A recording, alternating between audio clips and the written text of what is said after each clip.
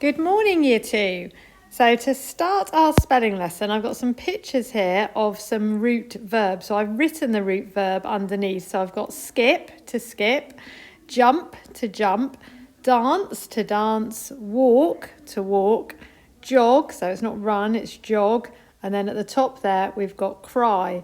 Now your challenge is to add the suffixes, first ing and then ed, to each of these words. So I want skipping and skipped, jumping and jumped, dancing, danced, walking, walked, jogging and jogged, crying and cried. Now they all have the suffix ing and ed, so there's no trick one. You can add those suffixes to all of these words, but some of them you might have to change something. So see how many of the different rules you can remember. One of them is very tricky. There's a really tricky one. I'll tell you the trickiest one. That's this one at the top. Cry is the trickiest. So have a go at writing those pairs in your book. So remember, you're writing. You could write the original one as well if you like. So you could write skip, then skipping, then skipped.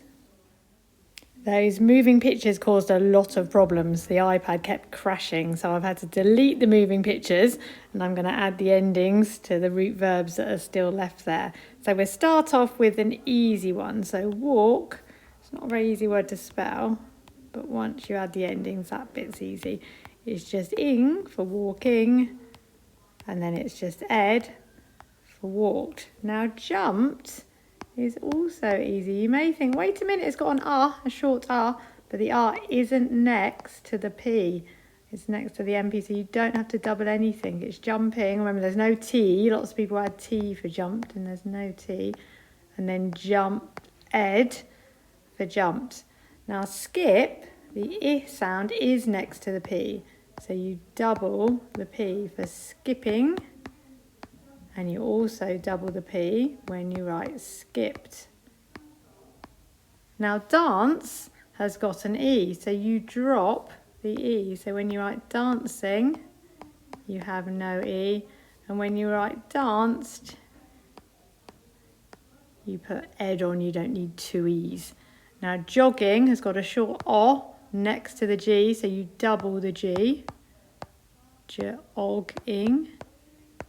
My writing's getting so messy in this pen. And then jogged. Now the tricky one, remember, was cry. Crying's okay. You just put the ing on the end. You wouldn't have two I's next to each other. But when you write cried, you do change the Y to an I. So cried is written like that.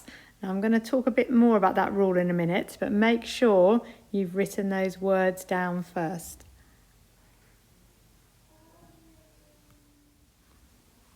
When you're adding ed to a verb that ends in Y, the rule is if it's a consonant Y, then you change it to an I. When you're adding ing, that's fine. You just add ing. You don't have to change the Y because two I's would look very strange.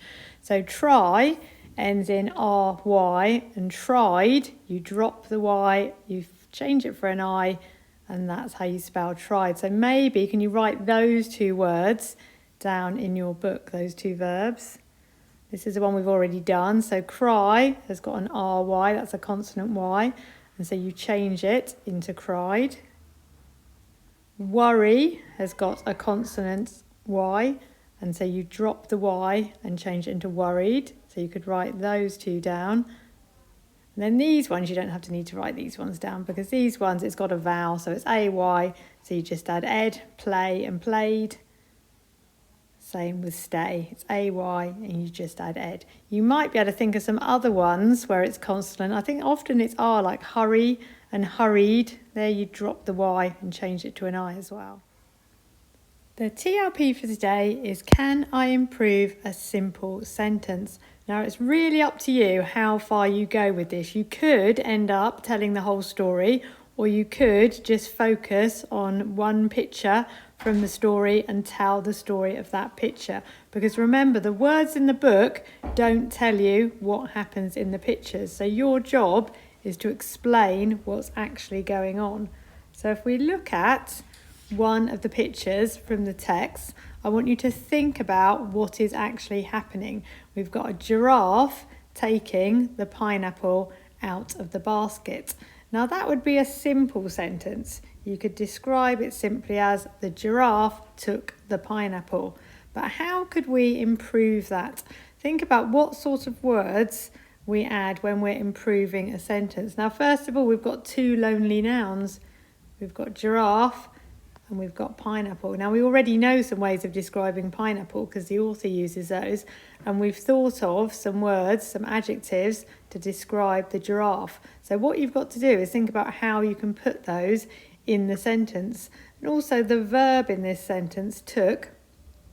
That's not a particularly good verb. I'm sure you could try and think of a better way of describing that and look at how he's taking the pineapple, what he's using to get the pineapple. And maybe you could put an adverb in there instead of just opening with the. You could open with suddenly the giraffe. So have a think just about that sentence for a while about how you could improve it. You could also think about what is happening just before the animal takes the fruit and then what happens just after. So remember in this picture it looks like Handa's noticing the heavy pineapple has been lifted out. I've had a go at describing what is happening in the picture. As Handa walked happily along, a tall giraffe stretched out its long black tongue and wrapped it round the spiky pineapple leaves. It carefully lifted the fruit out of the basket and ambled off through the long grass.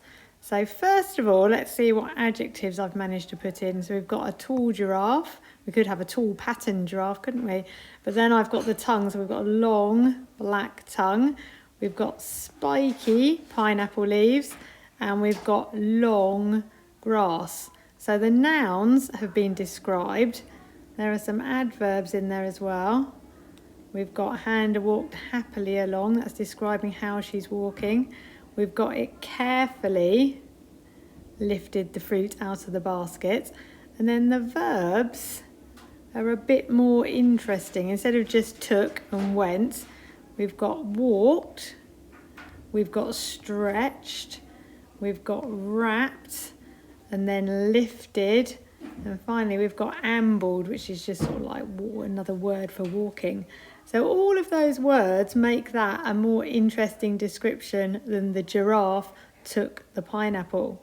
So what you're going to do is choose one of the illustrations, and they're going to be on this video, so you can just pause it after each illustration and then have a go at improving the sentence.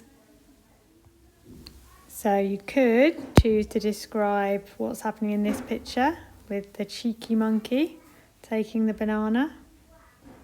Or you could have the ostrich with his pink beak taking the guava.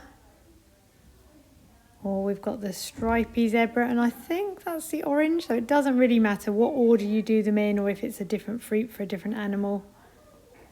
And there's the antelope taking the, I'm not sure which one that was. It was a green one. Could be the avocado. And the parrot taking the passion fruit. Finally, here's a word mat to help you with spelling some of the nouns in the story. I didn't include the elephant picture because I think we've written a lot about elephants, but you could do the elephant one if you like, because it's still on the original film if you want to watch that again. So good luck with extending your sentences. And if you want to tell the whole story, that's fine as well. You can watch the little video again, a little animation, and have a go at telling the whole story.